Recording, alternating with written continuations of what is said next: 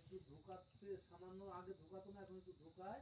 আর ওই যে লোমগুলো যারাই যারাই যায় না যেন লোমগুলো যারাই না যেন ভাবছে না ঠিক ওরম ভাব আর কি।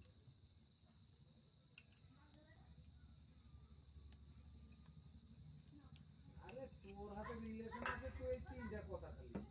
রিলেশন থাকলে তার হাতে একটা গুরুত্ব বেশি আর আমি অপরিচিত মানুষ। তুই ওই কথাটাই করলি, তোর নাক দেখ জলের মতো